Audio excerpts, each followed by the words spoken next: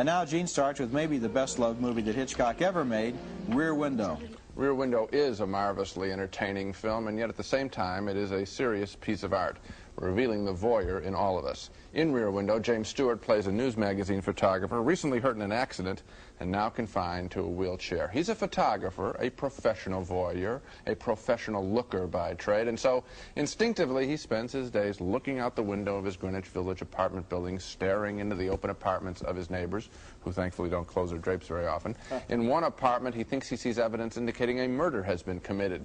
He thinks a burly husband, played by Raymond Burr, has sawed his wife apart and taken her body out of the apartment piece by piece in suitcases.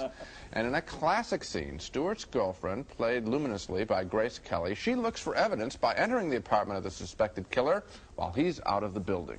The effect of that scene is absolutely hypnotic. Of course, we're looking through the camera's eyes, but we're also looking through James Stewart's eyes, and the doubling effect is quite powerful. And if that scene seems familiar in any way, it's because it has been copied so many times in so many thrillers that we've seen. It's a classic scene in direction in the way that Hitchcock, the director, takes control of our eyes and builds the tension, while at the same time revealing that we, along with Jimmy Stewart, and I love the way he's grunting and just grunting and getting all excited there, that we all like to visually eavesdrop on others. That's why we go to the movies, Hitchcock seems to be saying, and some of us go to the movies a lot more than others. This is a movie critic's film. You're right about that. Now, one thing we're going to be doing on this program is looking at 5 Hitchcock movies, and I think that one has 2 themes we're going to see time and again. And you put your finger on the first one, which is the voyeur. Right.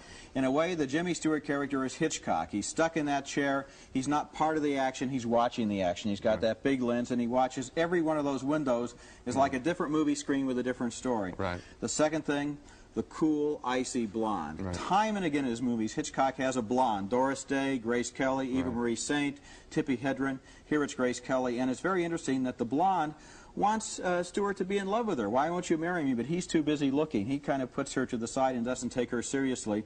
He'd rather eavesdrop on the lives of others than have a life of his own, in a way. And the other thing that I enjoyed about the film is we look into the other apartments, other than the murder scene, which takes, you know, the centerpiece of this film. The other lives, we see people in all sorts of situations because they're not in love. We see people that one person likes their pet cat. Another person sets the table for a date that she thinks she's going to have, but nobody comes. It's quite a powerful statement as he looks through that apartment building of what Hitchcock saw in the human condition of people quite unhappy because they're not in love. He doesn't see anything in any of those apartments that's quite normal. No. And Rear Window.